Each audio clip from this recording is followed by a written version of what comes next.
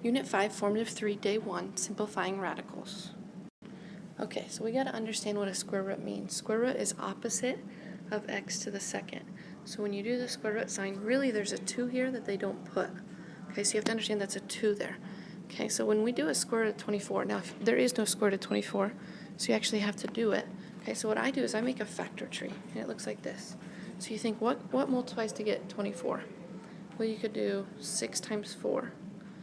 And then what multiplies to get 6? 2 times 3. You can't go any farther, and you never want a 1 in your factor tree, okay? And then what multiplies to get 4? 2 times 2. Okay, so now since there's a little 2 there, so that square root has the 2, it means that we're looking for pairs. Okay, so do you have any pairs of anything? Well, you have a pair of 2's. Okay, so what you do is you take that pair and you put it on the outside of the radical. Okay, so if I put that 2 on the outside of the radical, okay, I have a 2, and then on the inside of my radical, I have these leftovers, a 2 and a 3. And what you do when you have leftovers, you just multiply them back together. So 2 times 3 is 6. Okay, so number 1, the answer would be 2 squared is 6, because you had a pair of 2's, which you put on the outside, and then you had a 2 and a 3 left over, so we multiplied that and put them back on the inside. All right, let's try another one. Okay, number 2, the square root of 540.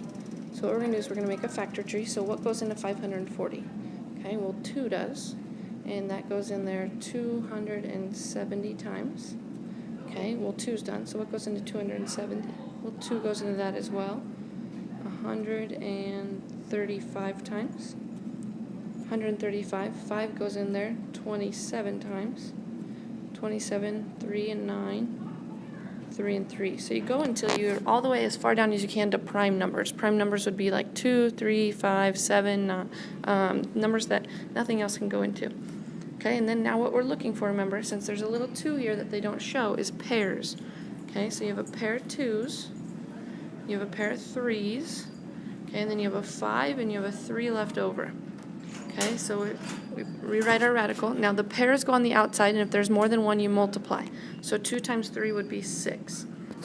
Okay, and then the 5 and 3 go back on the inside, and you multiply and get 15. So my answer would be 6 square root of 15. All right, let's try another one. Number 3, square root of 9x to the 6. So now we're doing it with variables. So what you do is you split it up.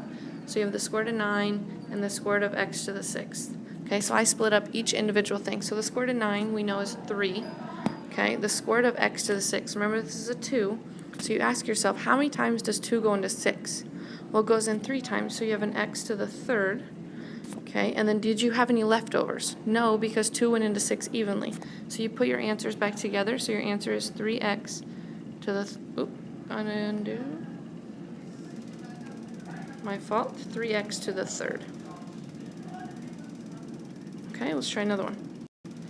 The square root of 54, a to the 7th, b to the 8th. So we're going to split this all up. So you have the square root of 54, the square root of a to the 7th, and the square root of b to the 8th.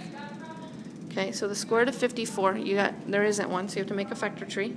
So you can do 6 and 9, 2 and 3, 3 and 3. Remember, we're looking for pairs, so we have a pair of 3's. Okay, we have a 2 and a 3 left over. So the 3 goes on the outside of the radical. The 2 and 3 have to go back inside, so there's a square root of 6.